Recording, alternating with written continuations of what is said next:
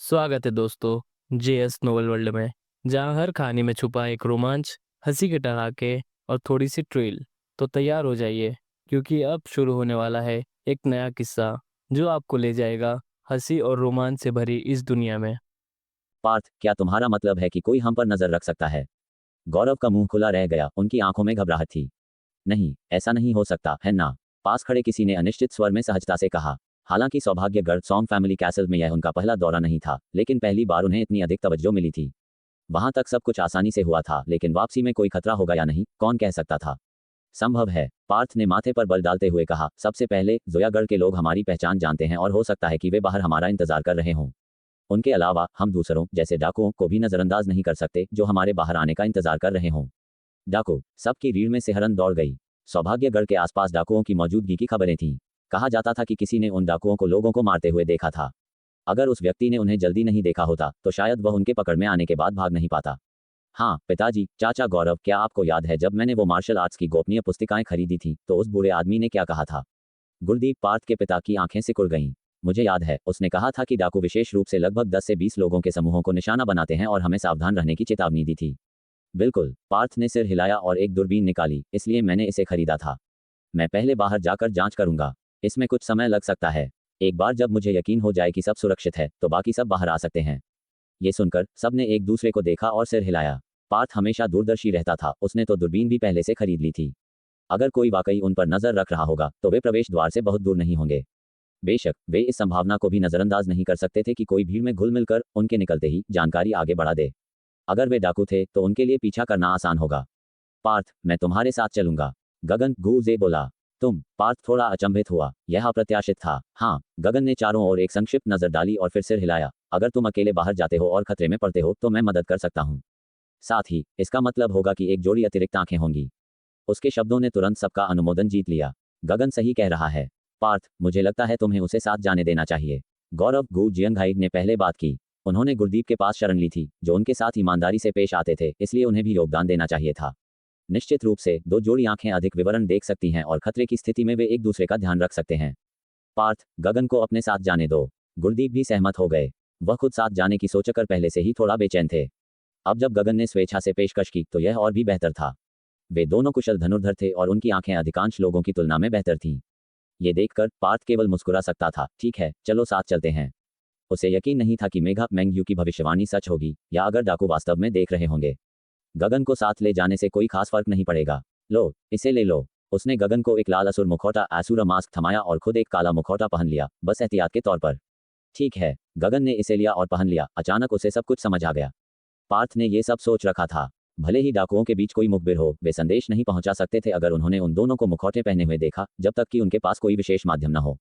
वे दोनों निकास की ओर बढ़े। गुरदीप और बाकी सब घबराए हुए देख रहे थे।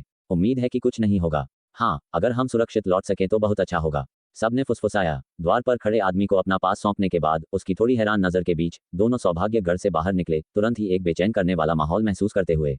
पार्थ, क्या तुम्हें यकीन है कि वे डाकू हम पर नजर रख रहे हैं? गगन ने धीमी आवाज में पूछा।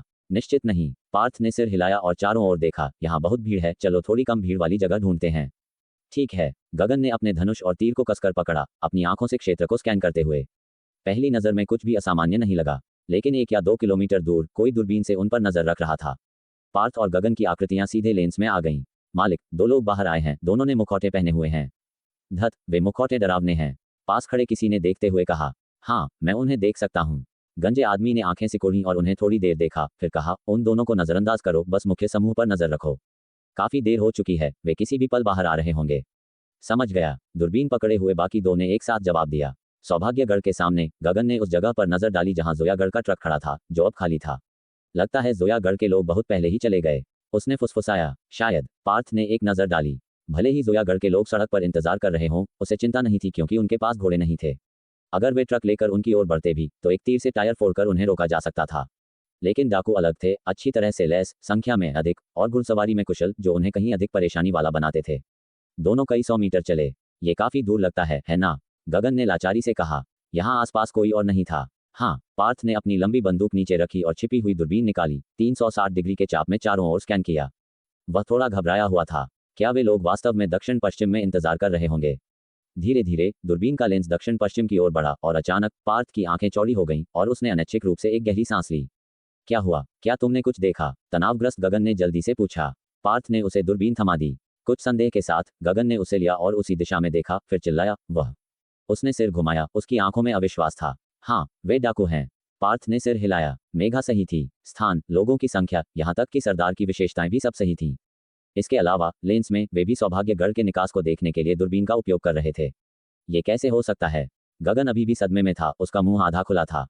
पार्थ सही था, डाकू वास्तव में बाहर थे। घटक, उसने मुश्किल से निगलते हुए आशा की एक झलक के साथ पूछा। पार्थ, शायद वे हमें निशाना नहीं बना रहे होंगे। पार्थ ने उसे शांत भाव से देखा। क्या होगा अगर वे बना रहे हैं? गगन निशब्द था। हाँ, क्या होगा अगर वे बना रहे हैं? तो हमें क्या करना चाहिए? उसने कांपती आवाज में पूछा।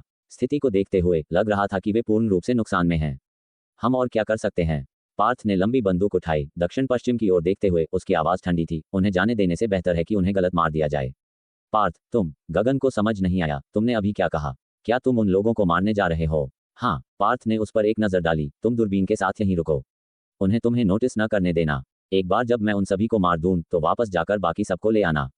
क्या तुम पागल हो गए हो? गगन की आंखें लगभग बाहर निकल आईं। तुम अकेले इतने सारे लोगों का सामना कैसे कर सकते हो? उसने फिर से दूरबीन से देखा। कम से कम 20 लोग थे, सभी घोड़ों पर, अधिकांश धनुष और तीर से लैस थे। शेरगढ़ ली फैमिली स्ट्रॉन्ग होल्ड के डाकू इनके मुकाबले कुछ भी नहीं थे। जब तक कोशिश नहीं करोगे तुम्हें कैसे पता चलेगा? पार्थ ने आंखें सिकुड़ी। इसके अलावा क्या तुम्हारे पास कोई बेहतर विचार है? अगर उनका लक्ष्य वास्तव में हम हैं तो क्या तुम्हें लगता है कि अगर हम सामान छोड़ भी दे तो वे हमें जाने देंगे? नहीं। गगन ने सहजता से सिर हिलाया। अगर डाकुओं का लक्ष्य वास्तव में वे थे तो उन्हें पता होगा कि ये लोग हजारों का सामान लाए थे। भले ही वे खाली हाथ बाहर आते, डाकू फिर भी पीछा करते, भले ही कुछ न मिले। तो फिर बात तय है। पार्थ ने उसके कंधे पर थपथपाया। चिंता मत करो, मैं अपनी जान के साथ मजाक नहीं करूंगा। ठीक है, मैं जा रहा हूं। अगर गगन साथ नहीं आता तो उसे इतनी व्याख्या करने की आवश्यकता नहीं होती, लेकिन चूंकि वह आया, उसे बार बार दौड़ने देने का कोई मतलब नहीं था। गगन का शरीर कांप गया। उसने पार्थ को मुड़ते हुए देखा। उसने गहरी सांस ली और चिल्लाया, पार्थ रुको, मैं तुम्हारे साथ चलूंगा। तुम मेरे साथ चलोगे? पार्थ मुड़ा, हैरान होते हुए। हाँ। गगन ने दांत पीसे। हम एक साथ बाहर आए थे, उन्होंने हमें जरूर देखा होगा। अगर तुम अकेले जाते हो तो इससे संदेह पैदा हो सकता है। अगर मैं तुम्हारे साथ जाता हूं तो मैं मुश्किल होने पर मदद कर सकता हूं। पार्थ हिचकिचाया, उसे समझाने के तरीके सोचने लगा। आखिरकार अगर चीजें बिगड़ी तो वह उसका ध्यान नहीं रख पाएगा। जहां तक संदेह पैदा होने की बात है, यह कोई बड़ी बात नहीं थी। वह मुखौटा पहने या लंबी बंदूक लिए हुए पास नहीं जाएगा। 500 मीटर के भीतर आने के बाद वह हमला शुरू कर सकता था। उस दूरी से डाकुओं को केवल उसकी आकृति दिखाई देगी और वे 200-300 मीटर के भीतर ही सतर्क हो सकते हैं। जब तक वे मेघा की तरह भविष्य नहीं बता सकते थे या इतने निर्दयी नहीं थे कि जो भी उन्हें देखे उसे मार डालें, वे 500 मीटर से आगे से उस पर हमला करते। इस परिदृश्य में शर्तों का एक सख्त सेट था। अगर ऐसा होता तो उसके पास एक योजना थी। मेघा का दर्शन था कि वह गढ़ की रक्षा के लिए पीछे रहे। अगर वह पीछे हटता तो गढ़ उनके तीरों के सामने आ जाता, लेकिन अब अकेले वह उन्हें भगा सकता था। 35 फुर्ती एजिलिटी के साथ इसे 40 तक बढ़ाना मुश्किल नहीं होगा। एक सामान्य व्यक्ति 13 सेकंड में 100 मीटर दौड़ता है, उसकी गति 30 मीटर प्रति सेकंड से अधिक होगी। एक जंगली घोड़ा विल्डेबीस्ट की शीर्ष गति भी 30 मीटर प्रति सेकंड है। मुड़ने से उनकी गति धीमी हो जाएगी। तो एक बार जब वे उसकी सीमा में आ जाते तो वह दौड़ सकता था, चक्कर लगा सकता था और शूट कर सकता था। यह मुश्किल था लेकिन किया जा सकता था। पार्थ, मुझे कम मत समझो। गगन ने दांत पीसे। मैं तुम्हें नीचे नहीं खींचूंगा। अंदर से वह डरा हुआ था। वे डाकू थे, निर्दयी हत्यारे। उसकी जान खतरे में थी, लेकिन उसका मर्दाना गौरव उसे बेकार बैठने नहीं दे सकता था। गगन, पार्थ ने उसे गंभीरता से देखा, मैं तुम्हें कम नहीं आंक रहा हूं। तुम्हारी हिम्मत सराहनीय है, लेकिन यह मेरे लिए भी बहुत खतरनाक है। अगर तुम आते हो तो यह मेरा ध्यान भटकाएगा, क्या तुम समझते हो? गगन के चेहरे पर अनिच्छा का भाव था। वह जानता था कि उसकी और पार्थ की ताकत में काफी अंतर था, लेकिन उसे दूर से देखते हुए वह बस नहीं कर सकता था। ठीक है। पार्थ ने उसके कंधे पर थपथपाया। यह मत भूलो कि तुम्हारे पास भी एक काम है। जब सब शांत हो जाए तो मैं तुम्हें एक संकेत दूंगा, फिर तुम मेरे पिताजी और बाकी सबको ले आना। थोड़ी देर संघर्ष करने के बाद गगन ने आखिरकार कहा, ठीक है, लेकिन तुम्हें सुरक्षित वापस आना होगा, नहीं तो मैं खुद को समझा नहीं पाऊंगा। चिंता मत करो, मैंने सब कुछ सोच लिया है। कुछ नहीं होगा। ये सुनकर पार्थ मुस्कुराया, बंदूक उसे सौंपी, फिर से उसके कंधे पर थपथपाया और फिर दक्षिण पश्चिम की ओर चल दिया। गगन की प्रतिक्रिया उसके लिए थोड़ी अप्रत्याशित थी। वह एक बहादुर आदमी था। युद्ध का आरंभ। दक्षिण पश्चिम। डाकू गुरदीप और बाकी लोगों का काफी देर से इंतजार कर रहे थे और अधीर हो रहे थे। क्या बात है, ये लोग आखिरकार कब बाहर आ रहे हैं? हाँ, हम यहाँ लगभग 2 घंटे से इंतजार कर रहे हैं। और कितना समय लगेगा? धत, अगर उन्होंने मुझे गुस्सा दिलाया तो मैं बस अंदर जाकर उन्हें काट डालूंगा। एक गर्म मिजाज आदमी गुस्से में चिल्लाया। जैसे ही उसने बात की, उसके पीछे खड़े सब हंसने लगे। बुजुर्ग माँ, तुम्हें देखो। बस उस चाकू से क्या तुम हथियारों का सामना करने की हिम्मत करोगे? बिल्कुल, एक तोप का गोला तुम्हें और तुम्हारे घोड़े को टुकड़े टुकड़े कर सकता है। उनकी रखवाली पर तोप क्यों बर्बाद करें? बस गोलियों की एक बौछार और वे छेदों से छलनी हो जाएंगे। हा हा हा, भीड़ से फिर से हंसी की आवाज आई। तुम लोगों को धिक्कार है, तुम कोई मदद नहीं करते। उस आदमी ने फिर से शाप दिया, मैं स्पष्ट रूप से तुम्हारे लिए खड़ा हूं और तुम मेरा मजाक उड़ा रहे हो, मुझे छेदों से छलनी होने का शाप दे रहे हो। बस मजाक कर रहे हैं, बस मजाक कर रहे हैं। हाँ, बुजुर्ग माँ, सब बस मजाक कर रहे हैं। अगर कोई तुम्हें गोलियों से छलनी करने की हिम्मत करता है तो मैं उनके पूरे परिवार को मार डालूंगा। सही बात। तभी किसी ने शोर मचाया और एक दूर की आकृति की ओर इशारा किया। हैरान होकर, भाइयों उधर देखो, क्या वह कोई है? बाकी सब देखने के लिए अपने पैर की उंगलियों पर खड़े हो गए। धुंध में वास्तव में एक आकृति दिखाई दे रही थी, लेकिन ये स्पष्ट नहीं था कि वे किस ओर जा रहे थे। मुझे देखने दो। दूरबीन पकड़े हुए व्यक्ति ने उस दिशा में देखा जहां उसके साथी ने इशारा किया था। वह धनुष वाला एक आदमी है, उसका चेहरा ढका हुआ है, दक्षिण की ओर जा रहा है। बस एक आदमी? गंजे आदमी ने अभी भी सौभाग्यगढ़ को देखते हुए पूछा। मालिक, बस एक? तो परेशान मत हो। बूबिंद ने संकोच नहीं किया। उनकी उपस्थिति कोई रहस्य नहीं थी और कई लोगों ने उन्हें पहले भी देखा था। मालिक, गरम मिजाज आदमी मुस्कुराया, भाई वैसे भी बोर हो रहे हैं, थोड़ा शिकार क्यों ना किया जाए? हाँ भाई, हम इतनी देर से इंतजार कर रहे हैं, हम शिकार भी कर सकते हैं। भाई, जैसे ही वे बाहर आएंगे हम वापस आ जाएंगे। वादा है कि ज्यादा देर नहीं लगेगी। ये सुनकर बाकी सबने भी अपनी बात रखी। शिकार जिसका वे उल्लेख कर रहे थे वह स्पष्ट रूप से वास्तविक शिकार नहीं था, बल्कि लोगों को शिकार के रूप में देखना और पीछा करने का आनंद लेना था। बुबिन ने माथे पर बल डाला, उसे स्वीकार करना पड़ा कि इंतजार काफी लंबा रहा था। ठीक है, उन्हें थोड़ा मजा करने दो ताकि लगातार शोर बंद हो जाए। जल्दी करना, समझ गए? कुछ आदमी जल्दी से वापस भागे, अपने घोड़ों पर चढ़े। जंगली घोड़े विल्डेबीस्ट को एक थप्पड़ दिया और जल्दी से 6 या 700 मीटर दूर उस व्यक्ति की ओर सरपट दौड़े। 600 मीटर दूर पार्थ ने कुछ काले बिंदुओं को अपनी ओर सरपट दौड़ते हुए देखा और जम गया। क्या हो रहा है? क्या ये डाकू वास्तव में इतने सतर्क हैं? क्या ऐसा हो सकता है कि जिस बात का उसे डर था वह होने वाला है? उसने गहरी सांस ली। कोई और रास्ता नहीं था। यहाँ वे आ रहे हैं। जब विरोधी मिलते हैं तो बहादुर जीतता है। लेकिन कुछ और कदम आगे बढ़ाने के बाद उसने महसूस किया कि कुछ गड़बड़ है, क्योंकि उसकी ओर चार्ज करने वाले केवल 4 या 5 आकृतियां थीं, जबकि मुख्य डाकू बल दूरी पर स्थिर रहा। एक बेतुका लेकिन तार्किक विचार उसके दिमाग में आया। क्या वे वास्तव में सोचते थे कि केवल कुछ पुरुषों को भेजकर उसे नीचे गिराया जा सकता है? दिलचस्प। पार्थ के होंठों पर मुस्कान आई। उसने राहत महसूस की। अगर उसे पता होता कि वे उस पर एक एक करके हमला करेंगे तो उसे जटिल रणनीतियों के बारे में सोचने की जरूरत नहीं होती, वह बस चार्ज कर सकता था। दूर दूरी पर गगन ने यह दृश्य देखा और पार्थ के लिए चिंता किए बिना नहीं रह सका। इसमें कोई संदेह नहीं था कि वे डाकू पार्थ के लिए आ रहे थे। क्या उसे पहले ही खोज लिया गया था? पार्थ, तुम इसे कैसे संभालोगे? सिर्फ कुछ सेकंड में 5 डाकू शीर्ष गति पर पहुंच गए थे। 100 मीटर की दूरी तय करने में केवल 3 या 4 सेकंड लगे। हवा उनके कानों में सीटी मार रही थी क्योंकि गर्म मिजाज आदमी जोर से हंस रहा था। दूर का बेचारा आदमी अभी भी आने वाले खतरे को महसूस नहीं कर पाया था। जब तक वह प्रतिक्रिया करता नहीं, भले ही उसने किया होता, तब तक बहुत देर हो चुकी होती। 2 मानव पैर 4 घोड़े के पैरों को कैसे मात दे सकते हैं? उसके पीछे के 4 पुरुषों के चेहरे विकृत मुस्कान में मुड़ गए। उन्हें घोड़ों पर शिकार का पीछा करने से ज्यादा कुछ पसंद नहीं था।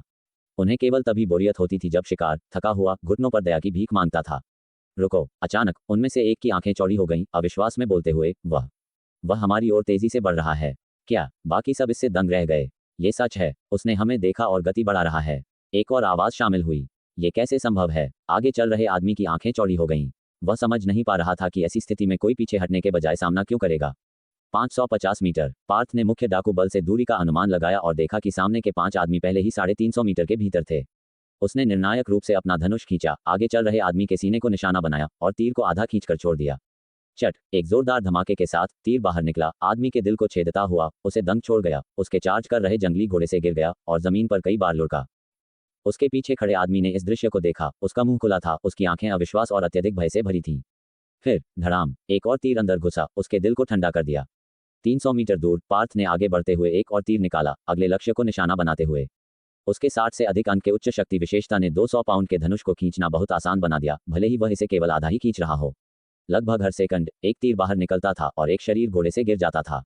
पीछे हटो, तुरंत पीछे हटो! बाकी बचे 2 आदमी अब और स्तब्ध नहीं थे। महसूस किया कि सामने वाला व्यक्ति बिल्कुल भी साधारण नहीं था। उनके जानबूझकर पास आने को देखते हुए यह आदमी शायद उनके लिए आ रहा था। यह आदमी निश्चित रूप से एक विशेषज्ञ था। दोनों पुरुषों ने अपनी लगाम खींची, अपने घोड़ों को घुमाने की कोशिश की ताकि वे वापस अपने सरदार को रिपोर्ट कर सकें। पार्थ ने इस दृश्य पर थोड़ा सिर हिलाया। अब वे लक्ष्यों से अलग नहीं थे। धप्पा! एक आदमी मुड़ते ही दिल में गोली लग गई, जमीन पर गिर गया। दूसरे ने मुड़ा, लेकिन उसका घोड़ा गति नहीं पकड़ सका इससे पहले कि एक तीर ने उसकी छाती को छेद दिया, उसके दिल को टुकड़े टुकड़े कर दिया। पार्थ द्वारा दागे गए पहले तीर से लेकर 5 पुरुषों के गिरने तक केवल 6 या 7 सेकंड बीते थे। दूरबीन से देख रहे गगन के चेहरे पर खुशी का कोई निशान नहीं था, क्योंकि उसने देखा कि बाकी डाकुओं ने जो हुआ था उसे नोटिस कर लिया था। कुछ तो घोड़ों पर भी चढ़ गए थे, हमला करने के लिए तैयार लग रहे थे। पार्थ, क्या तुम अभी भी इसे संभाल सकते हो? पार्थ से लगभग 500 मीटर दूर बाकी बचे 20 से अधिक डाकू उग्र थे। वे पहले ही पार्थ के पूर्वजों को लगातार शाप दे चुके थे। जब उनके साथी गए तो वे सब ईर्ष्या कर रहे थे। आखिरकार शिकार केवल एक था और मजा लेने के लिए बहुत सारे शिकारी थे, लेकिन उनकी इत्मीनान भरी निगाहों में उस शिकार ने 5 पुरुषों को एक के बाद एक मार गिराया। उनकी आंखों के ठीक सामने। धत, हमने उस आदमी को कमा का। बुजुर्ग दुआन और बाकी सब मर चुके हैं। उसे मार डालो, हमारे गिरे हुए भाइयों का बदला लो। सिर्फ मारना नहीं, मैं उसे टुकड़ों में काट दूंगा। उनकी आंखें खून से लाल हो गईं क्योंकि उन्होंने अपने दांत पीसे। भाई चलो अब चलते हैं। किसी ने अभी भी घोड़े पर बैठे हुए अपने सरदार को सौभाग्यगढ़ को देखते हुए देखा और बेचैनी से आग्रह किया। उन्हें अपने भाइयों का बदला लेना था जो उनके सामने ही मारे गए थे। लूट के बारे में भूल जाओ, एक कम डकैती से क्या फर्क पड़ता है। बुबिन की आंखें अनिच्छा से भरी थीं। उसने सोचा था कि समूह अब बाहर आ सकता है, लेकिन डुआन चांगपेंग और बाकी लोगों को चीजों को भड़काना पड़ा। अगर उन्होंने उस आदमी को मार दिया होता तो ठीक है, लेकिन उन्होंने एक लोहे की चादर को मारा और 5 आदमी साफ तौर पर मारे गए। अब उसे इस गंदगी को साफ करना होगा, नहीं तो। तभी भीड़ से एक चीख आई और एक आकृतिक घोड़े से गिर गई, अत्यधिक पीड़ा के साथ अपनी छाती को पकड़े हुए। एक तीर ने उसकी छाती को छेद दिया था, उसके हाथों और आस्तीन को खून से रंग दिया था। आठवां भाई, आठवां भाई। उसके बगल में कई पुरुष उन्माद में चिल्लाए, उनकी आंखें लगभग बाहर निकल आईं। आसपास के कई डाकू बात करने के लिए बहुत हैरान थे, पत्थर की मूर्तियों की तरह अपने घोड़ों पर बैठे थे। ये तीर कहां से आया? क्या यह उस आदमी से हो सकता है? असंभव। उनके बीच की दूरी लगभग 500 मीटर थी। फूं, अचानक हवा को काटते हुए तीर की आवाज फिर से आई और मौत का हंसिया एक बार फिर उतरा। नीचे झुक जाओ, बुबिन चिल्लाया, घबराकर पास में पड़ी एक लंबी कुल्हाड़ी पकड़ ली। लेकिन बहुत देर हो चुकी थी। एक और आदमी को तीर लगा और वह अपने घोड़े से गिर गया। मौत में आंखें चौड़ी थीं। सवार हो जाओ, जल्दी से सवार हो जाओ। वह आदमी एक दिव्य शूटर है। बुबिन अपने घोड़े पर कूद गया, उसके माथे से पसीना बह रहा था। 500 मीटर दूर हर शॉट मारना, अगर यह एक दिव्य शूटर नहीं था तो क्या था? अगर उसे अब तक यह महसूस नहीं हुआ कि विरोधी तैयार था तो उसने अपना जीवन व्यर्थ में जिया होगा। मेरे साथ हमला करो, ढाल वाले आगे, धनुर्धर पीछे। उसने चार्ज का नेतृत्व किया। भले ही तुम एक दिव्य शूटर हो तो क्या तुम अकेले 30 से अधिक पुरुषों का सामना कर सकते हो? अगर तुम्हारी भूख इतनी बड़ी है तो क्या तुम्हें अपने दांत टूटने का डर नहीं है? हमला, हमारे भाइयों का बदला लो, उसे मार डालो। बाकी बचे 20 से अधिक पुरुष घोड़ों पर पीछे लगे, उनकी युद्ध की चीखें धरती को हिला रही थीं। 7वां, पार्थ का भाव उदासीन था, खुद से बुदबुदाते हुए। 25 बाकी हैं। लड़ाई की चीखें उमड़ पड़ी। 4 या 500 मीटर दूर से भी वह अपने पैरों के नीचे धरती को हिलते हुए महसूस कर सकता था। उसने एक विचार के साथ निशाना एमिंग सक्रिय किया। उसकी आंखों ने जल्दी से एक कोमल सनसनी महसूस की और 700 मीटर के दायरे में सब कुछ एक अलग दुनिया में दिखाई दिया। यहाँ तक कि घोड़ों पर सर पर दौड़ते हुए डाकुओं की आकृतियां भी एक फिल्म के धीमी गति वाले दृश्यों की तरह लग रही थी। उनकी गति आधी हो गई थी। एक जोरदार धमाका हुआ, एक और तीर बाहर निकला। आगे के कुछ डाकुओं ने ढालों को ऊंचा उठाया, तीर को रोकने की कोशिश करते हुए, लेकिन दुर्भाग्य से तीर उन्हें निशाना नहीं बना रहा था। एक चीख के साथ कोई अपने घोड़े से गिर गया, तीर से मारा गया। हरामजादे। पीछे खड़े लोगों ने नफरत में दांत पीसे। उस हरामजादे के धनुष का खिंचाव कम से कम 200 पाउंड होना चाहिए, नहीं तो वह इतनी दूर तक कैसे शूट कर सकता? डरो मत, एक बार जब हम करीब पहुंच जाएंगे तो हम गोलियों की बौछार करेंगे और उसे पिनकुशन में बदल देंगे। यह उसके लिए बहुत आसान है। मैं उसे जिंदा छीलकर उसकी हड्डियां तोड़ दूंगा। 10 से अधिक लोगों ने शाप दिया। उनका मानना था कि एक बार जब वे उनकी शूटिंग रेंज में प्रवेश कर जाएंगे तो दूसरी तरफ का व्यक्ति निश्चित रूप से मर जाएगा। लेकिन जल्द ही उन्होंने महसूस किया कि कुछ गड़बड़ है, क्योंकि वह आदमी एक चाप के साथ पागल की तरह दौड़ रहा था। इस तरह उन्हें दूरी कम करने के लिए लगातार अपनी दिशा बदलनी पड़ी, या वे केवल और दूर भागते। इसके अतिरिक्त आगे वालों द्वारा पकड़ी गई ढालें अब बेकार थीं। हर कोई जिंदा लक्ष्य बन गया। इस प्रकार हर 1 या 2 सेकंड में दूर से धनुष की डोर की आवाज सुनाई देती थी और तीर एक कोण से आते थे। सिर्फ 5 या 6 सेकंड में 3 पुरुषों को गोली लगी। तीर उनकी छाती में घुस गए, स्पष्ट रूप से बचाए नहीं जा सकते थे। धत। समूह ने आसमान में दहाड़ लगाई। गुस्से से भरा हुआ था लेकिन उसे बाहर निकालने में असमर्थ था। एक अविश्वसनीय रूप से अजीब स्थिति में एक हताश पीछा करने के लिए मजबूर था। घबराओ मत। इस समय आगे से एक धीमी आवाज आई, उस आदमी की दौड़ जल्द ही उसकी सहनशक्ति को खत्म कर देगी, पीछा करते रहो। हाँ, समूह अचानक प्रबुद्ध हो गया। वास्तव में चाहे पागल की तरह दौड़ना हो या तीर चलाना, दोनों ही शारीरिक शक्ति पर अत्यधिक दबाव डालते थे। अकेले दोनों को एक साथ करना तो दूर की बात है। जैसे जैसे समय बीतता गया और लोगों को गोली लगी और वे अपने घोड़ों से गिर गए, बुबिन सहित आगे के लोग अधीरता से जल रहे थे। लगभग 10 सेकंड हो चुके थे, फिर भी दोनों पक्षों के बीच की दूरी 400 मीटर से आगे बनी हुई थी। इस दर पर खुद को छोड़कर हर कोई मर सकता था। क्या इतने सारे लोग एक व्यक्ति को संभाल नहीं पाएंगे? अचानक बुबिन की आंखें एक जंगली खुशी से चमक उठी, क्योंकि उसने अपने पीछे दर्जनों लोगों को चिल्लाते हुए कहा, जोर लगाओ। वह आदमी अब और नहीं दौड़ सकता। पीछे मूल रूप से 20 लोग अब 15 से कम थे। हर कोई डर के संकेत दिखा रहा था। ये सुनकर उनकी आत्मा तुरंत उठ गई। वास्तव में पार्थ अब और नहीं दौड़ सकता था। उसकी भुजाएं अभी भी ठीक थीं, लेकिन उसके फेफड़े जलते हुए महसूस हो रहे थे। एक सांस लेना कष्टदायक था। दूरी खोलने के लिए पागल की तरह दौड़ना, तीर चलाने के लिए धीमा होना, फिर से तेज होना, फिर से शूट करने के लिए धीमा होना। इस क्षण में उसने महसूस किया कि वह अपनी सीमा तक पहुंच गया था। तो फिर तोड़ डालो। एक पल में उसके भीतर कहीं से एक जंजीर टूटने जैसी आवाज गूंजी। एक धमाका के साथ गर्म ऊर्जा का एक विशाल उछाल उसके दिल से दौड़ा। उसका थका हुआ शरीर अब अभूतपूर्व शक्ति से भरा हुआ था, हर मांसपेशी ताकत से भरी हुई थी। इस क्षण में वह अन्य परिवर्तनों को महसूस करने का जोखिम नहीं उठा सकता था, क्योंकि केवल 1 या 2 सेकंड में दोनों पक्षों के बीच की दूरी 50 या 60 मीटर तक बंद हो गई थी। पीछे के डाकू उत्सुकता से अपने धनुष और तीर खींच रहे थे। फूस, हवा के माध्यम से तीरों के कटने की आवाज के बीच 7 या 8 तीर उसकी ओर उड़े। ये देखकर पार्थ ने ताना मारा। निशाना लगाने के कौशल की सहायता के बिना भी 300 मीटर से अधिक की दूरी से दागे गए तीर उसके लिए नगण्य थे। अगले सेकंड में वह बाहर निकल आया, बस कुछ ही सांसों में अंतर को फिर से दसियों मीटर तक चौड़ा कर दिया। क्या? बुबिन की मुस्कान आश्चर्य के भाव में जम गई। असंभव, यह आदमी स्पष्ट रूप से खर्च हो चुका था। वह अचानक अपनी चरम स्थिति को कैसे पुनः प्राप्त कर सकता है? नहीं, उसकी गति पहले से भी तेज लग रही थी। क्या यह आदमी कोई जागृत अवेगनर है? उसके दिल में डर की एक विशाल लहर उमड़ पड़ी। एक और चीख। 22वां। पार्थ ने अभी भी उसका पीछा कर रहे 10 लोगों पर एक नजर डाली, चाप के साथ घूमना जारी रखा। क्या हम वास्तव में उसका पीछा करने जा रहे हैं? आगे एक आदमी जिसने ढाल पकड़ी हुई थी, उसने बुबिन को देखा, कांपते हुए पूछा, भाई, क्या हमें पीछे हटना चाहिए? वे वास्तव में डरे हुए थे। उन्होंने अपने साथियों को एक एक करके उसके तीरों के नीचे गिरते हुए देखा।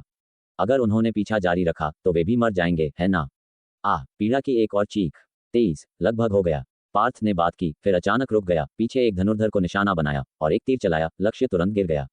24, उसने फिर से धनुष की डोरी खींची, अगले व्यक्ति को निशाना बनाते हुए। केवल 8 शेष बचे थे, उनमें से कुछ धनुर्धर थे, अब उसे उन्हें भगाने की जरूरत नहीं थी।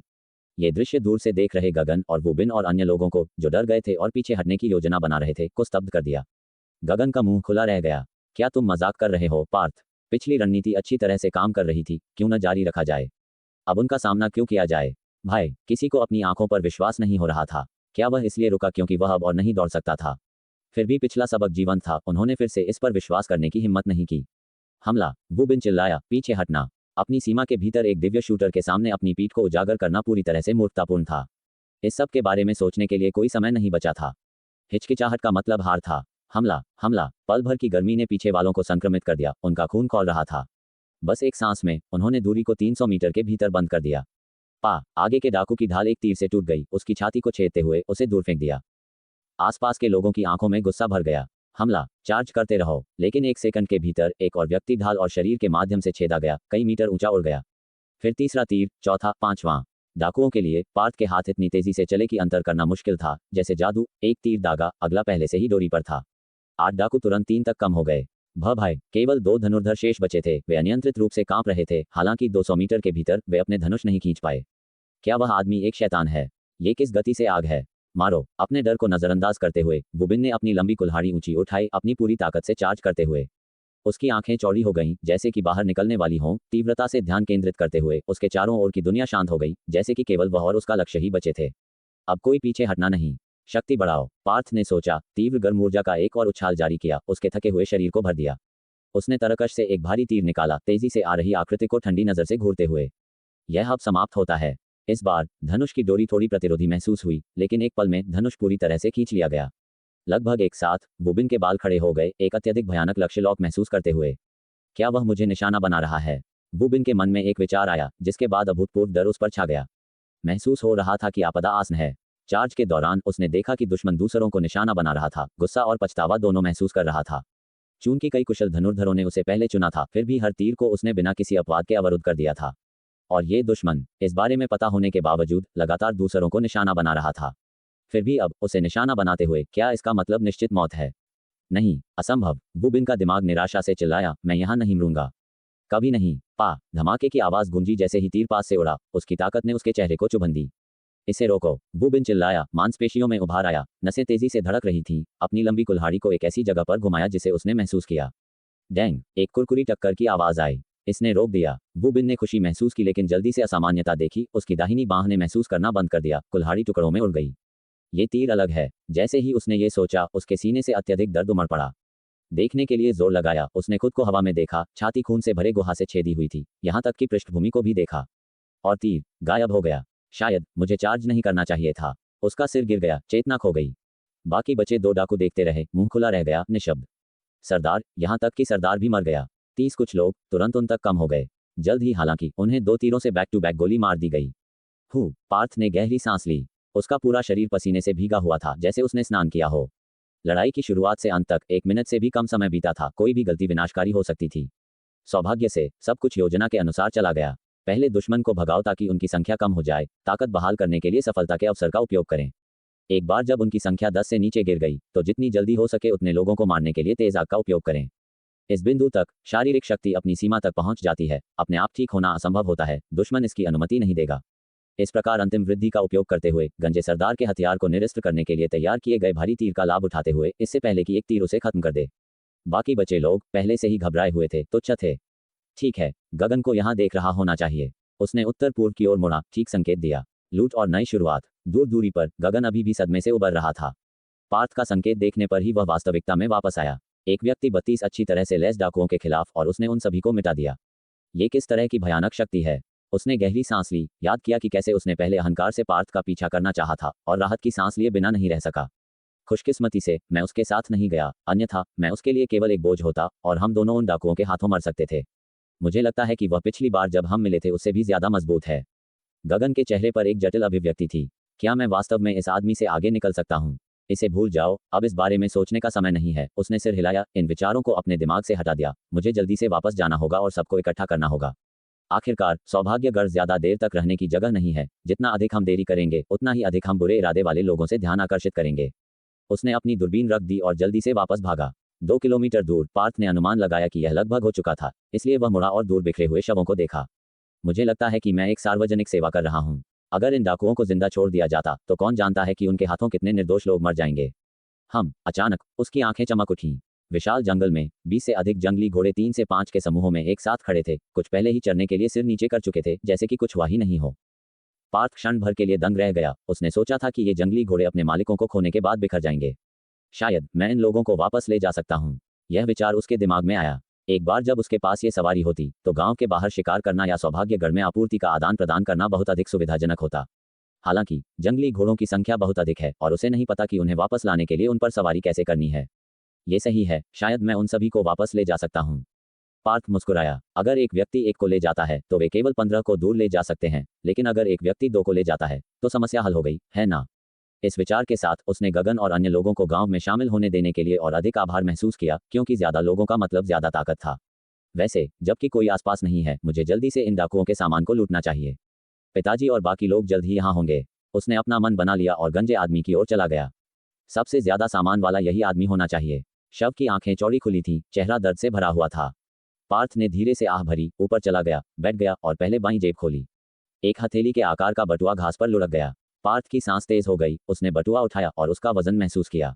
इसे खोलते हुए उसने नकद का एक मोटा ढेर पाया। ज्यादातर 100 रुपये के बिल, कुछ 50 और 10 रुपये के बिलों के साथ मिश्रित थे। यहाँ तक कि कुछ 1000 रुपये के बिल भी थे। 1000, 2000, 3000। उसने जल्दी से गिना और पुष्टि की कि 13,000 रुपये से अधिक थे। वह कितना है? 500 पाउंड के खिंचाव वजन वाला धनुष जिसे वह खरीदना चाहता था, अब आसानी से खरीदा जा सकता है। मिश्र धातु का गनहैद जिसे वह खरीदना चाहता था। 1 मीटर से अधिक लंबी मिश्र धातु की युद्ध कृपाण। कोई समस्या नहीं, भले ही यह सब 10 रुपये प्रति जिन पर रक्त चावल में परिवर्तित हो जाए। वह 1300 जिन से अधिक खरीद सकता था। डकैती वास्तव में तेज पैसा लाती है ना? पार्थ ने खुद से सोचा। शायद ये वही है जो इन डाकुओं के अपनी संपत्ति बर्बाद करने के बाद बचा है। पैसे के अलावा बटुए में 3 लोगों के परिवार की एक तस्वीर भी थी। एक आदमी, एक महिला और एक बेटी। बेटी 5 या 6 साल की लग रही थी। उसके चेहरे पर एक निर्दोष मुस्कान थी। आदमी बिल्कुल जमीन पर इस शव जैसा दिखता था, लेकिन तस्वीर में उसके अभी भी बाल थे। शायद कुछ बुरा हुआ होगा, पार्थ ने सोचा। तस्वीर को बटुए से बाहर निकाला और आदमी के हाथ में रख दिया। फिर उसने बटुआ अपनी जेब में रखा और आदमी की दूसरी तरफ चला गया। दूसरी जेब खोलने पर सिगरेट का एक पैकेट, एक लाइटर और कवर पर क्लिप किया गया एक बॉल पॉइंट पेन के साथ एक छोटी नोटबुक बाहर लुढ़क गई। पार्थ ने लाइटर और सिगरेट उठाए। वह धूम्रपान नहीं करता था। धूम्रपान स्वास्थ्य के लिए हानिकारक है, लेकिन वह उन्हें बेच सकता था। सिगरेट का एक पैकेट 20 से 30 जिन नियमित चावल के लिए विनिमय कर सकता था। फिर जिज्ञासा ने उसे पकड़ लिया और उसने नोटबुक खोली।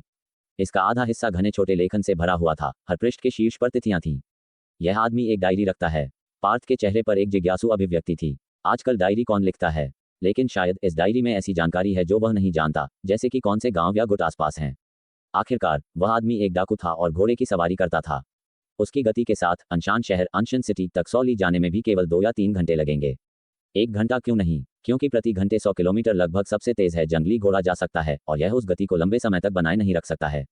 उसने नोटबुक भी अपनी जेब में रख ली, बाद में जब उसके पास अधिक समय होगा तो इसे पढ़ने की योजना बनाई। मुझे याद है कि पहले उसके हाथ में एक दूरबीन थी।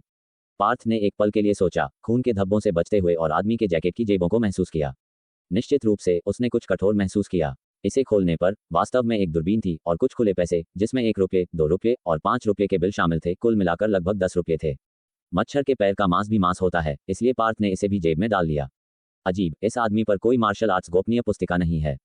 पार्थ ने थोड़ा माथे पर बल डाला। फिर से खोजने के बाद भी कोई सफलता नहीं मिली। उसने वास्तविकता को स्वीकार कर लिया। कम से कम 10,000 रुपये से अधिक मिलना एक सुखद आश्चर्य था। वह खड़ा हुआ और पास के अन्य 2 शवों की ओर बढ़ा। कुछ खोज के बाद उनके पास अपने मालिक की तुलना में बहुत कम पैसा था। कुल मिलाकर केवल कुछ 100 रुपये थे, लेकिन बहुत सारी छोटी वस्तुएं थीं। सिगरेट का एक पैकेट और आधा, कुछ लाइटर, एक छोटा चाकू, मसाले की एक छोटी बोतल। जब पार्थ ने इसे खोला तो ये जीरा निकला। वह मदद नहीं कर सका, लेकिन आश्चर्यचकित हुआ कि क्या ये लोग हमेशा जंगल में खाना पका रहे थे। आगे की खोजों ने उसके विचारों की पुष्टि की। MSG, नमक, चीनी और यहाँ तक कि कुछ शहद, ये दिखाते हुए कि ये लोग जीवन का आनंद लेना जानते थे। वस्तुओं की विविधता आश्चर्यजनक रूप से भारी थी। पार्थ के हाथ भरने लगे, इसलिए उसने पुरुषों में से एक की जैकेट उतारी, उसे एक बंडल में बांधा और लूटी गई सभी वस्तुओं को अंदर रख दिया। बेशक वह अपने हाथों से हथियार निकालने के लिए नहीं भूला। ये भी पैसे के लायक थे। हालांकि बुरी खबर भी थी। दूर से कुछ लोग देख रहे थे। ये स्पष्ट नहीं था कि क्या हो रहा था, इसलिए वे अभी के लिए वहीं रहे, लेकिन जंगली घोड़ों का समूह और जमीन पर शव उनके नसों को दबा रहे थे। मैं इसे जारी नहीं रख सकता। पार्थ ने आंखें सिकोड़ी। कुछ शव अभी भी थे जिन्हें खोजने का उसे समय नहीं मिला था, लेकिन वे बहुत दूर थे। उसे चिंता थी कि अगर वह उधर गया तो उन लोगों की नज़र जंगली घोड़ों पर हो सकती है। वह नहीं चलेगा, वे उसकी चीजें हैं। इसलिए उसने निर्णायक रूप से खोज को छोड़ दिया। लूटे गए सामान और विभिन्न हथियारों को जंगली घोड़ों के चारों ओर रखा और एक धनुष और तीर पकड़े हुए उन लोगों को घूर रहा था जो देख रहे थे। अगर वे पास आते हैं तो वह उन्हें एक बार चेतावनी देगा। अगर वे नहीं सुनते हैं तो उसे उन्हें मारना होगा। विपरीत लोग अभी भी हिचकिचा रहे थे। तभी दूरी में सिलहूट दिखाई दिए, तेजी से पास आ रहे थे। पार्थ का दिल कस गया, लेकिन यह देखकर आराम मिला कि यह गगन और बाकी लोग थे जो आखिरकार आ रहे थे। दूर से गुरदीप ने देखा कि पार्थ सुरक्षित और स्वस्थ था और उसके कंधों से एक वजन उठ गया। पहले जब गगन ने उल्लेख किया था कि पार्थ अकेले डाकुओं के एक समूह से लड़ रहा था, तो वह इतना डर गया था कि उसका चेहरा पीला पड़ गया था। 30 लोग, क्या पार्थ उन्हें संभाल सकता था? गगन के बार बार उसे आश्वासन देने के बावजूद वह अभी भी चिंतित था। पूरे रास्ते भागते हुए डर रहा था कि अगर वे देर से पहुंचे तो कुछ गलत हो सकता है। सौभाग्य से ये सब एक झूठा अलार्म था। दूर के दर्शक ये देखकर अनिच्छा से और लाचारी से चले गए। पार्थ, क्या तुम घायल हो? गुरदीप दौड़े और बेचैनी से पूछा। पिताजी, मुझे क्या हो सकता है? मैं पूरी तरह से ठीक हूँ, देखो। पार्थ हल्के से मुस्कुराया। वास्तव में घायल नहीं। गुरदीप अभी भी सहज नहीं थे। उसे थोड़ी देर तक देखते रहे, इससे पहले कि उन्होंने उस पर विश्वास किया। पार्थ, तुम वास्तव में बहादुर और कुशल हो जो अकेले लोगों के एक समूह से लड़ते हो। अरुण ल्यूयोंग, शायद ही कभी उसके चेहरे पर मुस्कान न हो, एक जटिल अभिव्यक्ति के साथ कहा। हाँ, ये बहुत खतरनाक था। सौभाग्य से तुम सुरक्षित हो, लेकिन हम बहुत कमजोर हैं कि ज्यादा मदद कर सकें। सब एक एक करके बोले। पार्थ के लिए खुश महसूस कर रहे थे, लेकिन अंदर से शर्मिंदा भी थे। गगन ने जल्द ही जो हुआ वह बताया। उस समय डाकू सभी निकास पर दूरबीन से देख रहे थे। किसी को नहीं पता था कि उनका असली लक्ष्य कौन था। अगर यह कोई और होता तो वे सुरक्षित रूप से गांव लौट सकते थे, लेकिन अगर यह वे थे तो परिणाम अकल्पनीय होते। गगन के अनुसार उस स्थिति में कोई भी पार्थ के लिए एक बोझ होता, क्योंकि वे जंगली घोड़ों के साथ तालमेल नहीं बिठा सकते थे। वह कैसे हो सकता है? पार्थ ने लापरवाही से मुस्कुराया। मैंने ऐसा इसलिए किया क्योंकि मुझे भरोसा था और तथ्यों ने साबित कर दिया कि यह एक करीबी कॉल था, इसलिए चिंता मत करो चाचा। जिसकी बात की जाए उसने भी जोखिम लिया। कुछ और दिनों के साथ उसकी शक्ति केवल बढ़ेगी। इन डाकुओं से निपटना आसान होता, लेकिन पहले गांव में ज्यादा लोगों का मतलब भोजन और नमक के लिए एक बड़ी जरूरत थी और शिकार जल्दी खराब हो जाएगा। दूसरे, वह सत्यापित करना चाहता था कि मेघा ने जो कहा वह सच था। सबने सिर हिलाया, यह नहीं जानते हुए कि और क्या कहना है। ठीक है, उस बारे में चिंता मत करो। इसके बजाय इन डाकुओं के जंगली घोड़े, मुझे लगता है कि हम हर कोई 2 को गांव वापस ले जा सकता है। कोई बेहतर सुझाव? पार्थ ने सुझाव दिया, चारों ओर 20 से अधिक जंगली घोड़ों को देखते हुए। भीड़ ने चारों ओर देखा और तुरंत उनकी सांस तेज हो गई। उन्होंने वास्तव में उन्हें पहले नोटिस किया था, लेकिन पार्थ की सुरक्षा के बारे में बहुत चिंतित थे। अब उन्हें ही एहसास हुआ कि उन्होंने जैकपॉट मारा होगा। सब जानते थे कि जंगली घोड़ों को पकड़ना मुश्किल है और उन्हें वश में करना मुश्किल है। लगभग लोगों को उन पर सवारी करने देने के लिए अनिच्छुक हैं। इसलिए जंगली घोड़ों को सवारी के रूप में पकड़ना लगभग असंभव था। इसलिए ये सवारी शायद छोटे से ही पाले गए थे, प्रकृति में कोमल थे और सवारी के लिए फिट थे।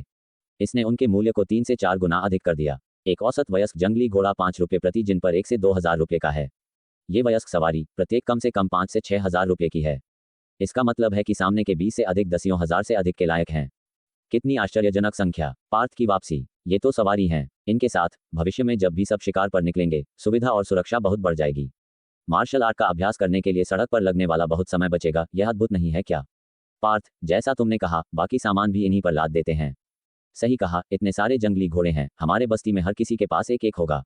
पर क्या ये हमारा सहयोग करेंगे? इस पर एक बेतुकी आवाज गूंजी और खुशी का माहौल अचानक शांत हो गया। पार्थ भी इस बात को लेकर चिंतित था। हालांकि वे जंगली घोड़े शांति से खड़े थे, लेकिन वे अभी भी अपरिचित थे। अगर उन्होंने सहयोग नहीं किया तो उनका 300-400 किलो का वजन साधारण लोगों के लिए हिलाना असंभव होगा।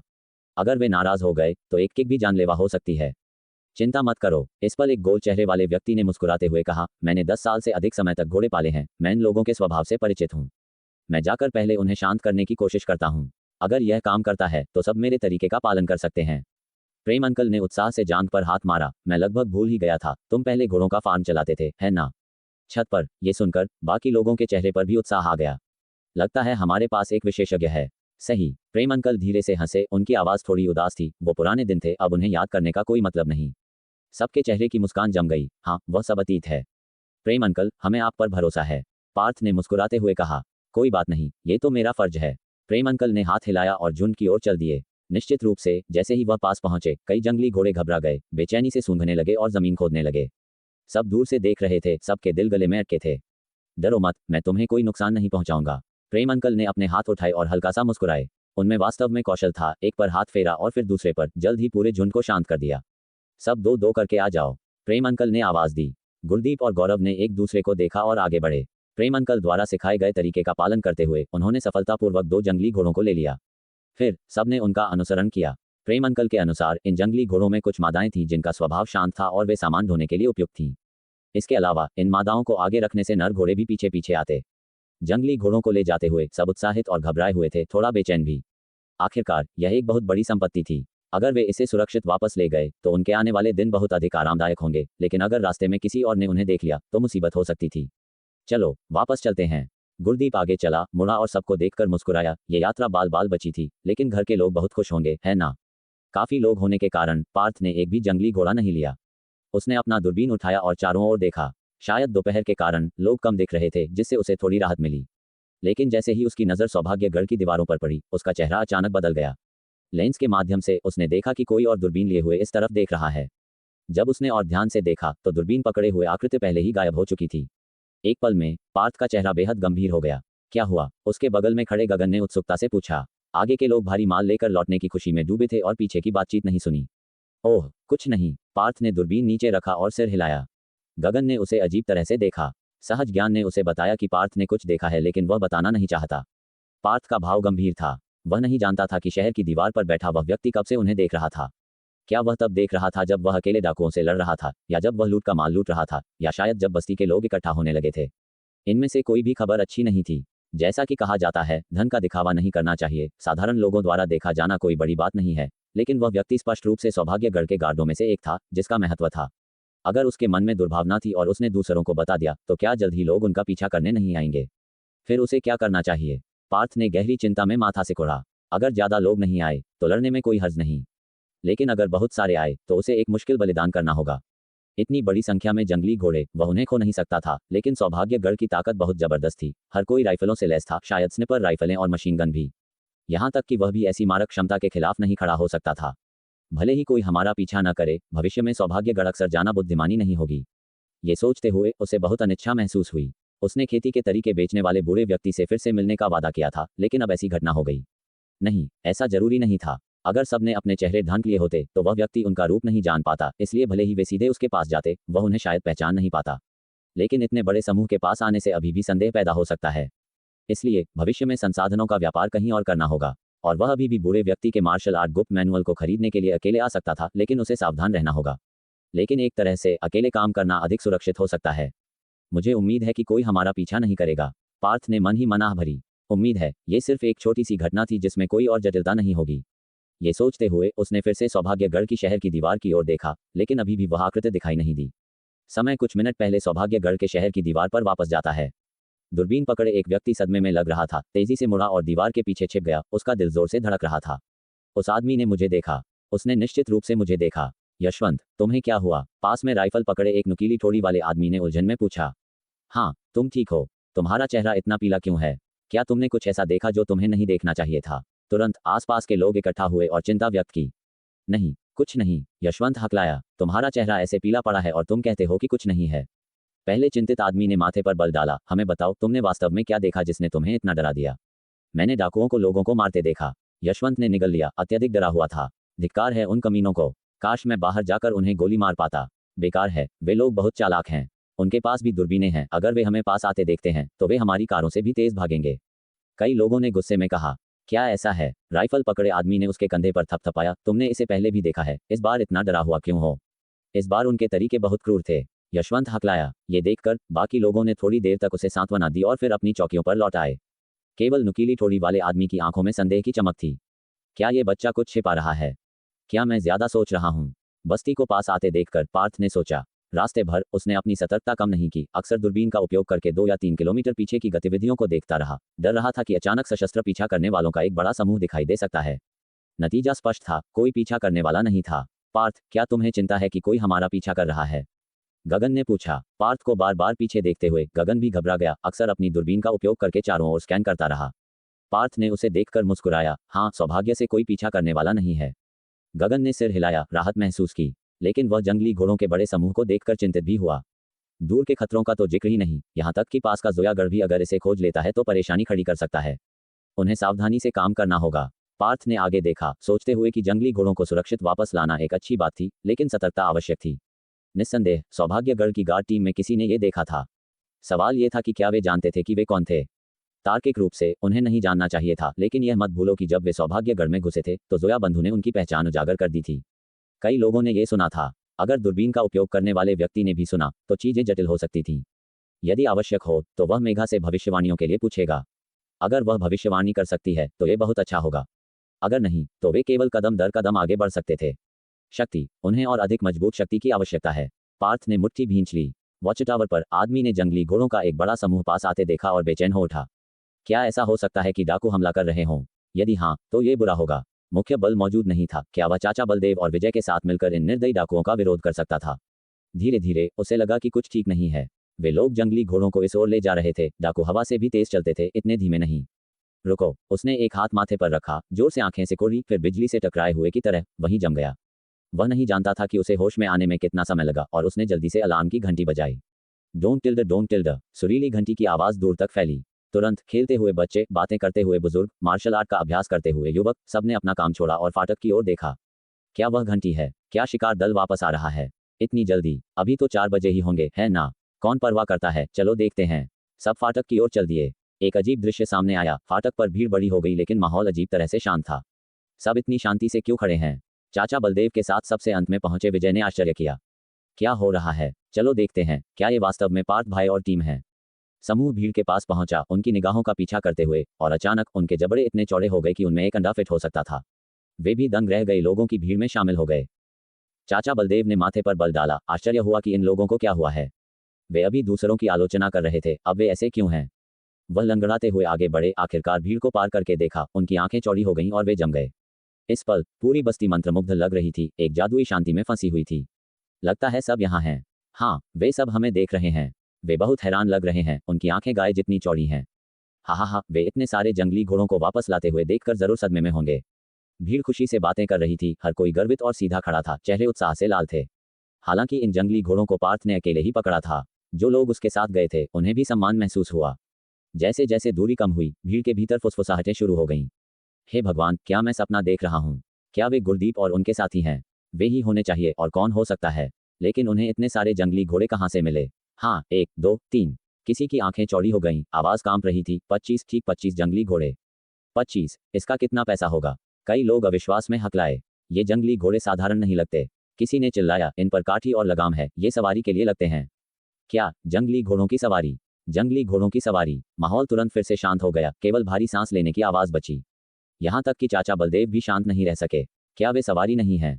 10 साल पहले सवारी आधुनिक वाहनों से तुलना नहीं कर सकती थी, लेकिन अब चीजें अलग थीं। जंगल भयानक जानवरों के लिए स्वर्ग था। राजमार्ग और यहाँ तक कि रेल पटरियां भी नष्ट हो गई थीं, जंगली घासों में दबी हुई थीं। ऐसी परिस्थितियों में दूर तक यात्रा करने के लिए आपको एक हाई क्लियरेंस, शक्तिशाली कार की आवश्यकता थी, अन्यथा यह आधे रास्ते में टूट जाएगी। लेकिन सवारी अलग थी, वे तेज थीं, अधिक सहनशील थीं, और उन्हें पेट्रोल की आवश्यकता नहीं थी। जंगल उनका प्राकृतिक चारागाह था। गुरदीप और उनके साथी इतने सारे सवारी कैसे प्राप्त करने में कामयाब रहे? चाचा बलदेव गहरे सदमे में थे। क्या ऐसा हो सकता है? भीड़ के एक कोने में एक काले बालों वाली महिला ने भी अपनी आंखें चौड़ी कर लीं, लेकिन अधिकांश के विपरीत उसने स्पष्ट रूप से अनुमान लगाया कि ये जंगली घोड़े कहाँ से आए थे। क्या ये उन डाकुओं की सवारी हैं? मेघा का दिल कांप गया। कोई और स्पष्टीकरण नहीं लग रहा था। ये सोचते हुए उसके चेहरे पर एक मुस्कान आ गई। शिकार दल के सुबह निकलने के बाद से वह चिंतित थी। पार्थ के आत्मविश्वासपूर्ण व्यवहार के बावजूद वे 30 से अधिक डाकू थे। क्या पार्थ या कोई और वास्तव में उनका मुकाबला कर सकता था? उसके सामने का दृश्य जवाब प्रदान करता है। पार्थ न केवल सबको सुरक्षित वापस लाया, बल्कि उन हत्यारे डाकुओं को भी हरा दिया। 20 से अधिक जंगली घोड़े की सवारी पर कब्जा कर लिया। भले ही कुछ डाकू बच गए हों, उन्हें अब कोई बड़ा खतरा नहीं होना चाहिए। आखिरकार भीड़ की गर्म निगाहों के नीचे गुरदीप और अन्य लोग अपने घोड़ों के साथ गढ़ के सामने पहुंचे। हम वापस आ गए हैं, सब हमारा इंतजार कर रहे थे, है ना?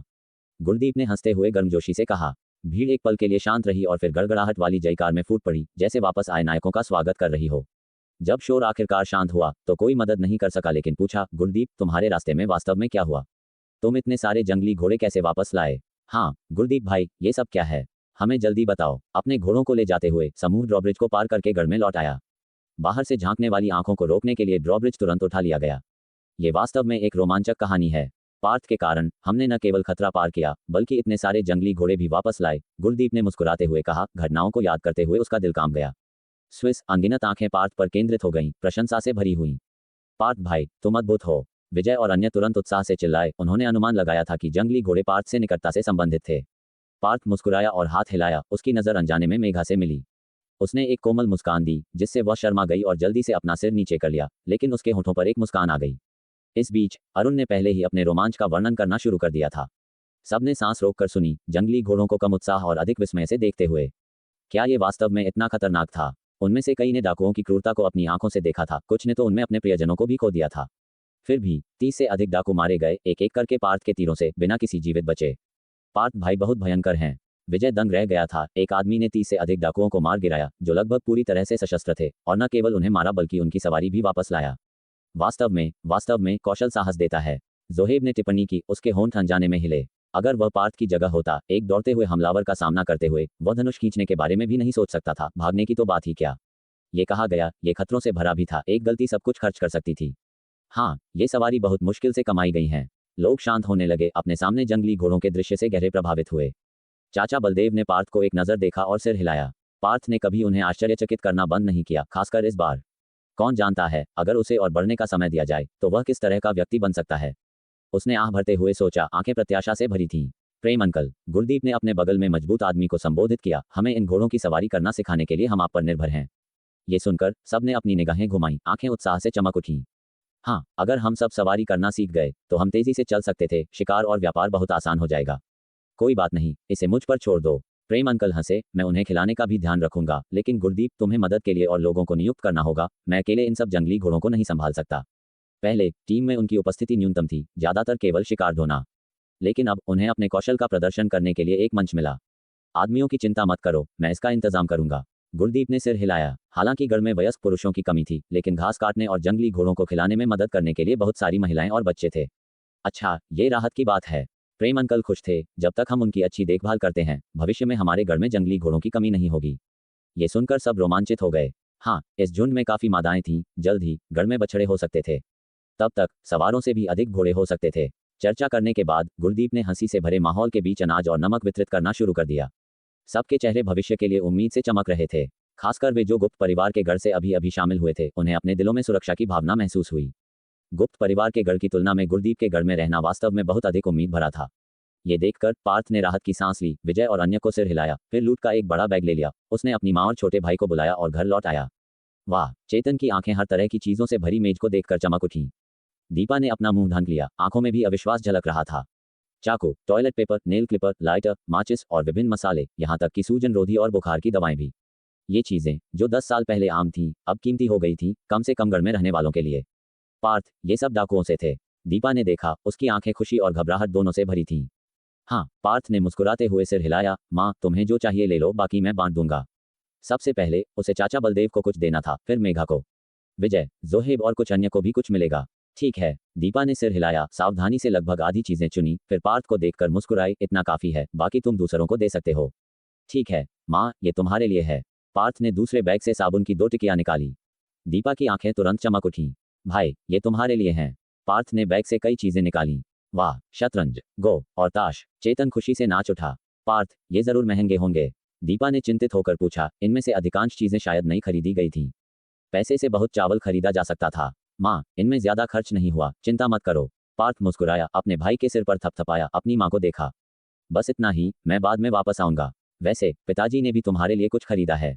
सच में? दीपा चौंक गई, घबराहट और प्रत्याशा दोनों महसूस कर रही थी। पार्थ ने बची हुई चीजों को पैक किया और घर से बाहर निकल गया। उसने पहले मेघा को ढूंढने का फैसला किया क्योंकि उसे उससे एक एहसान पूछना था। वह उसके घर के बाहर पहुंचा, दरवाजा खुला था। खांस खांस। पार्थ ने अपना गला साफ किया। मेघा जी, क्या आप अंदर हैं? आह हाँ, अंदर से एक महिला की आवाज आई, जिसके बाद एक आकृति तेजी से दरवाजे पर आई। मैं तुम्हारे लिए कुछ चीजें लाया हूँ, क्या मैं अंदर आ सकता हूँ? पार्थ ने उसे देखकर मुस्कुराया।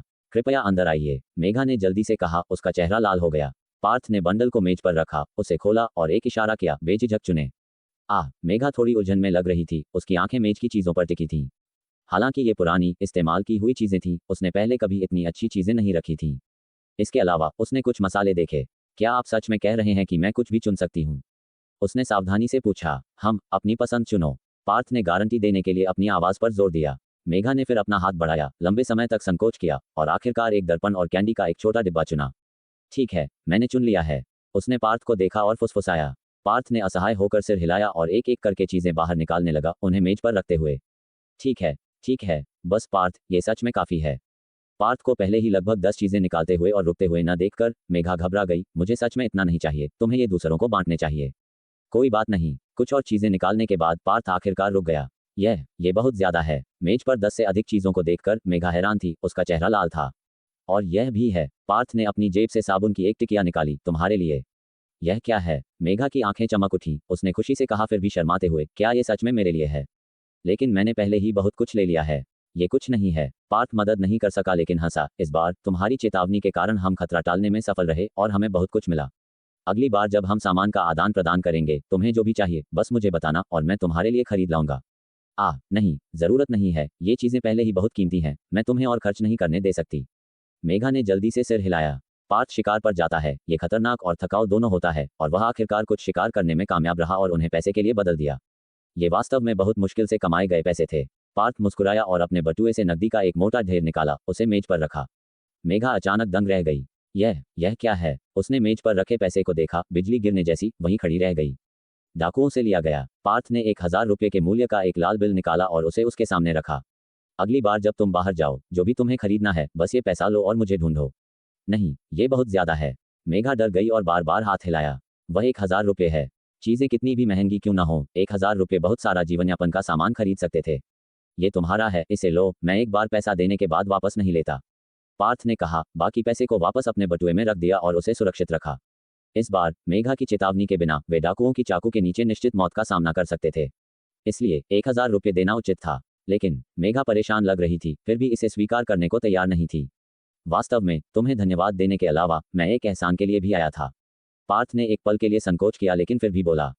सौभाग्यगढ़ की दीवार पर बैठा वह व्यक्ति एक कांटे की तरह था, उसके दिल में अटका हुआ, जिससे वह छुटकारा नहीं पा सकता था। अगर वह अकेला होता तो उसे परवाह नहीं होती। अगर खतरा संभव था और उसे खत्म करना मुश्किल था, तो सबसे अच्छी रणनीति भागना होगी। लेकिन चूंकि वह अकेला नहीं था, उसे मेघा से स्थिति की भविष्यवाणी करने के लिए पूछना पड़ा। ठीक है, बोलो। अप्रत्याशित रूप से मेघा तुरंत सहमत हो गई। यह इस तरह है। पार्थ ने मोटे तौर पर स्थिति का वर्णन किया। अरुण और अन्य ने गढ़ के प्रवेश द्वार पर इस बारे में बात की थी, इसलिए उसने पीछा किए जाने पर ध्यान केंद्रित किया। सुनने के बाद मेघा को तुरंत मामले की गंभीरता का एहसास हुआ। हो सकता है कि मैंने ज्यादा सोचा हो। वापसी पीछा करने वालों के बिना सुचारू थी, लेकिन मुझे हमेशा बेचैनी महसूस होती रही। महसूस होता रहा कि मामला इतना आसान नहीं होगा। पार्थ ने मेघा को देखा, कड़वी मुस्कान दी। मुझे पता है कि तुम सक्रिय रूप से भविष्य की भविष्यवाणी नहीं कर सकती, लेकिन मुझे लगता है कि अगर मैं तुम्हें बताऊं, तो यह एक छाप छोड़ सकता है और तुम बाद में इसके बारे में सपना देख सकती हो। मैं कोशिश करूंगी। मेघा ने सिर हिलाया, माफी मांगते हुए, लेकिन मैं इसके बारे में सपना नहीं देख सकती, क्योंकि मैंने पहले भी इस तरीके को आजमाया है। सपने अभी भी यादृच्छिक थे, यहाँ तक कि मेरी बहन भी नहीं जानती थी कि क्यों। कोई बात नहीं। पार्थ मुस्कुराया, बस तुम्हें एक छाप छोड़ना चाहता हूँ। मैं खेती जारी रखूंगा, पर्याप्त शक्ति के साथ, भले ही वह व्यक्ति आए, हम डरेंगे नहीं। मुझे तुम पर विश्वास है। मेघा ने जोर से सिर हिलाया। ठीक है, हम यहीं रुकेंगे। पैसे लो, तुम्हें जो चाहिए लिख लो और मैं तुम्हारे लिए लाऊंगा।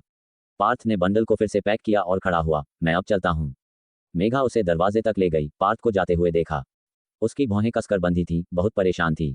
इन दिनों भोजन की आपूर्ति में बहुत सुधार हुआ था। उसने अपनी बहन के निर्देशानुसार ध्यान लगाने की भी कोशिश की, आध्यात्मिक शक्ति को बढ़ाने पर ध्यान केंद्रित किया। लेकिन कोई प्रगति नहीं हुई। भविष्य की भविष्यवाणी के लिए दहलीज तक पहुंचने के लिए भी उसकी आध्यात्मिक शक्ति बहुत कमजोर थी। मुझे आश्चर्य है कि मेरी बहन अब कैसी है, क्या मैं उसे फिर से देख सकती हूँ?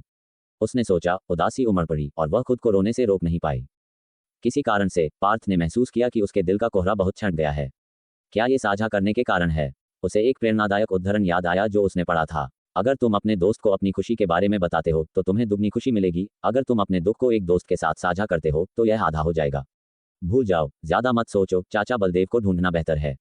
उसे उनसे बहुत कुछ चर्चा करनी थी। गोदाम के सामने ज्यादा लोग नहीं थे, जाहिर है वे आपूर्ति प्राप्त करने के लिए कतार में थे। सौभाग्य से चाचा बलदेव वहां थे, तीरंदाजी का अभ्यास कर रहे थे। चाचा बलदेव। पार्थ पास आया और अभिवादन किया। चाचा बलदेव ने खींचे हुए धनुष को छोड़ा, पार्थ को देखा, चिंता से बोलते हुए, तुम आए इस बार, ये काफी खतरनाक था, है ना? वास्तव में ये ठीक था। पार्थ मुस्कुराया, चारों ओर देखा। चाचा बलदेव, क्या आपके पास समय है? मैं आपके लिए कुछ उपहार लाया हूँ। उपहार? चाचा बलदेव दंग रह गए। वे गोदाम के पास के घर में गए। मेज पर छोटी चीजों की विविधता को देखकर चाचा बलदेव ने आश्चर्य का एक संकेत दिखाया, सब मेरे लिए। कुछ हद तक। पार्थ हल्का सा खांसा, लेकिन विजय और अन्य के लिए एक दो छोड़ना बेहतर है। चाचा बलदेव ने सिर हिलाया, कुछ चीजें उठाईं। बस इतना काफी है। चाचा बलदेव, मैं आपके लिए कुछ और लाया हूँ। पार्थ ने कहा। एक मैनुअल रेजर निकाला।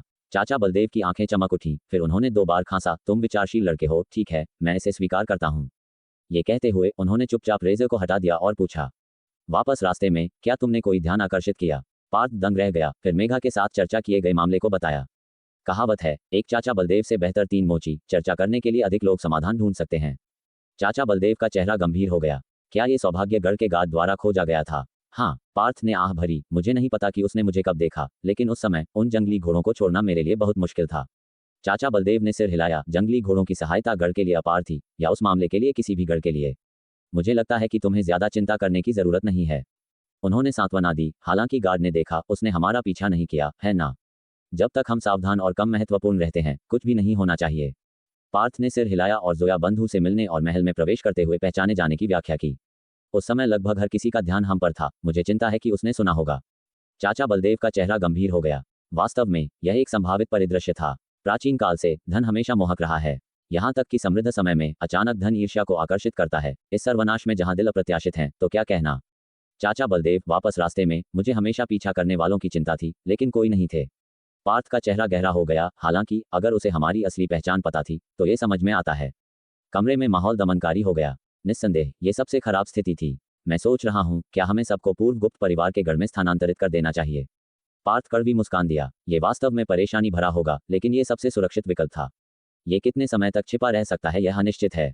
शायद संभव नहीं। चाचा बलदेव ने सोचा और सिर हिलाया। गुप्त परिवार का गढ़ छोटा है, 60-70 लोगों को समायोजित करना इसकी सीमा है। अब संयुक्त रूप से लगभग 160-170 लोगों के साथ ये फिट नहीं हो सकता। मत भूलना, 20 से अधिक जंगली घोड़े हैं, उन्हें कहाँ छिपाया जाए? पार्थ ने माथे पर बल डाला। मुझे पता है कि तुम्हें चिंता है कि जल्द ही 1 दर्जन सशस्त्र सौभाग्य गढ़ गार्ड आ सकते हैं, लेकिन क्या तुमने सोचा है कि जटिल इलाका हमारे मार्शल कलाकारों का मंच है? खुले मैदानों में चाहे कितना भी मजबूत हो, दर्जनों बंदूकों का सामना करते हुए हमें पीछे हटना होगा। एक गोली लगी और हम मुश्किल में हैं, लेकिन गढ़ में हम मायावी होने के लिए परिचित इलाके का उपयोग कर सकते हैं। चाचा बलदेव की आंखें चमकीं। पार्थ तुरंत समझ गया। वास्तव में शहरी युद्ध सबसे कठिन और क्रूर है। उनका फायदा व्यक्तिगत शारीरिक शक्ति में निहित है। हालांकि कुछ गार्ड भी मार्शल कलाकार हो सकते हैं, जिससे चीजें जटिल हो जाती हैं। फिर चाचा बलदेव की स्थिर आवाज फिर से आई। इन दिनों मेरी ताकत लगभग ठीक हो गई है। कोई भी गैर प्रवेश बल मार्शल कलाकार अंदर आने की हिम्मत करता है, वह मर जाएगा। पार्थ की आंखें चौड़ी हो गईं। दूसरों की चिंता मत करो, हर घर में जानवर प्रूफ सुरंगें हैं। अगर कई सशस्त्र गार्ड आते हैं तो नागरिक सुरंगों में छिप जाएंगे। ये गढ़ हमारा युद्ध क्षेत्र होगा। चाचा बलदेव की आंखें चमकीं। वह आखिरकार एक अंधेरी शक्ति विशेषज्ञ थे, भले ही लंगड़ाते हों। कम दूरी की दौड़ ठीक थी। 10 मीटर के भीतर, यहाँ तक कि सशस्त्र शरीर तड़पना तृतीय स्तर के गार्ड वह आसानी से छिपे हुए हथियारों से मार सकते थे। पार्थ रोमांचित था। कल्पना कीजिए कि एक छिपा हुआ प्रवेश बल मार्शल कलाकार हमला कर रहा है, अनदेखा और अजय, यहाँ तक कि वह भी बचाव नहीं कर सकता था। चाचा बलदेव ने हाथ हिलाया। धन्यवाद की जरूरत नहीं, मैं गुरदीप के गढ़ का हिस्सा हूँ, यह मेरा कर्तव्य है। तुम जंगली घोड़े लाए, तीरंदाजी में महारत हासिल करने के बाद मैं तुम्हारे साथ शिकार में शामिल होऊंगा। पार्थ और व्यापक रूप से मुस्कुराया, निशब्द था। चाचा बलदेव ने पार्थ की ओर देखा, जिसके होठों पर अब मुस्कान थी, और मन ही मन आह भर ली। अब पूरा गढ़ अकेले इस युवक के कंधों पर टिका हुआ था। कई बूढ़ी, कमजोर औरतें और बच्चे, सभी जीवित रहने के लिए उसी पर निर्भर थे। यहाँ तक कि शिकार दल के लोग भी बहुत बेहतर स्थिति में नहीं थे। अगर यह 1 दशक पहले होता, नहीं 3 साल पहले भी, तो वह ऐसे व्यक्ति को अपने दिल में मूर्ख कहकर कोसता। इतने सारे संसाधनों को खुद पर खर्च न करके दूसरों के साथ साझा करना, खासकर इन अंतिम दिनों में, अगर यह मूर्खता नहीं तो और क्या है। लेकिन जब वह बुरी तरह घायल हो गया और एक अपंग बन गया जो मुश्किल से हिल पाता था, तब ताकत हासिल करना और भरपेट खाना एक विलासिता बन गया था। एक व्यक्ति आया जिसने अपने भोजन का आधा हिस्सा उसके साथ साझा किया। क्या ऐसा व्यक्ति मूर्ख था? सौभाग्य से अब उसने अपनी कुछ ताकत वापस पा ली थी। हालांकि एक पैर की असुविधा के कारण उसकी क्षमता कम हो गई थी, फिर भी ये प्रवेश बल क्षेत्र से नीचे के मार्शल कलाकारों से निपटने के लिए पर्याप्त थी। एक बार जब उसने तीरंदाजी में महारत हासिल कर ली तो वह कुछ बोझ साझा करने के लिए शिकार पर भी जा सकता था। चाचा बलदेव। पार्थ ने चाचा बलदेव को देखा। जब मैं बाद में लौटूंगा तो मैं पिताजी को इस मामले के बारे में बताऊंगा और उनसे कहूंगा कि वह निगरानी टॉवर पर लोगों को पूर्वी दिशा पर हमेशा नजर रखने की याद दिलाएं। अगर कोई भी स्थिति होती है तो उन्हें अलार्म बजाना चाहिए ताकि हम तैयार रह सकें। इसके अतिरिक्त मुझे लगता है कि हमें हाथ पर हाथ धरे बैठे रहकर मुसीबत का इंतजार नहीं करना चाहिए, इसलिए मैं कल सौभाग्यगढ़ जाकर एक जायजा लेने की योजना बना रहा हूँ। तुम सौभाग्यगढ़ जा रहे हो? चाचा बलदेव चौंक गए, पल भर के लिए चुप रहे और फिर बोले, ठीक है, लेकिन तुम्हें बहुत सावधान रहना होगा कि अपनी पहचान उजागर न हो, वरना परिणाम अकल्पनीय होंगे। हाँ, मैं सावधान रहूंगा। पार्थ ने सिर हिलाया। अगर सौभाग्यगढ़ के सुरक्षा दल को इस बारे में पता चला तो इससे निश्चित रूप से कुछ असामान्य गतिविधि होगी और फिर वह जल्दी वापस आकर तैयारी कर सकता था। बेशक ये सबसे अच्छा होगा अगर वह पता लगा सके कि कौन गुप्त रूप से उस पर नजर रख रहा था और स्थिति को समझ सके। अगर वह वास्तव में पता नहीं लगा पाया तो वह अपने पास मौजूद पैसे खर्च कर देगा। इसे बिना खर्च किए रखना सिर्फ कागज की बर्बादी थी। वातावरण कुछ दमनकारी था। खांसी। पार्थ खांसता है और पूछता है, चाचा बलदेव, क्या आपको पिछली बार मैंने जो तीरंदाजी तकनीक दिखाई थी वह याद है? क्या तुम उल्का तीर तकनीक की बात कर रहे हो? चाचा बलदेव को याद आया। उनका सिर सवालों से भरा था। अचानक ये क्यों पूछा? अरुण चाचा और अन्य लोगों ने कहा था कि वह तीरंदाजी तकनीक शेरगढ़ के लोगों ने सौभाग्यगढ़ में एक पुरानी तकनीक बेचने वाले से खरीदी थी। मैं भी इस बार उससे मिला और कुछ और खरीद ली। चाचा बलदेव का चेहरा तुरंत अजीब हो गया। तीरंदाजी तकनीक अधूरी थी। ऐसा नहीं था कि अधूरी तकनीकों का अभ्यास नहीं किया जा सकता था, लेकिन गलत होने की संभावना पूर्ण तकनीकों का अभ्यास करने की तुलना में निश्चित रूप से अधिक थी। उन्होंने उस समय उसे याद दिलाया था, फिर भी पार्थ गया और कुछ और खरीद लिया। उन्होंने हल्का खांसा और पूछे बिना नहीं रह सके, तुमने इस बार क्या खरीदा? मैंने 1 दर्जन किताबें खरीदी, लेकिन मुझे लगता है कि ज्यादातर नकली हैं। रात के खाने के बाद मैं उन्हें जांच के लिए आपके पास लाऊंगा। हालांकि उनमें से एक, जिसे हल्का जल प्लवन कहा जाता है, मुझे प्रामाणिक लगती है। पार्थ ने कहा, हल्का जल प्लवन? चाचा बलदेव ने हल्का सा माथे पर बल डाला। चाचा बलदेव, क्या आपने इसके बारे में सुना है? चाचा बलदेव ने सिर हिलाया। मैंने एक बार किसी को इस तकनीक का उपयोग करते देखा था। वे पानी की सतह पर एक सांस में कई 100 मीटर तक दौड़ सकते थे। ये वास्तव में उल्लेखनीय था, लेकिन उस व्यक्ति का स्वभाव अजीब और पहुंच से बाहर था।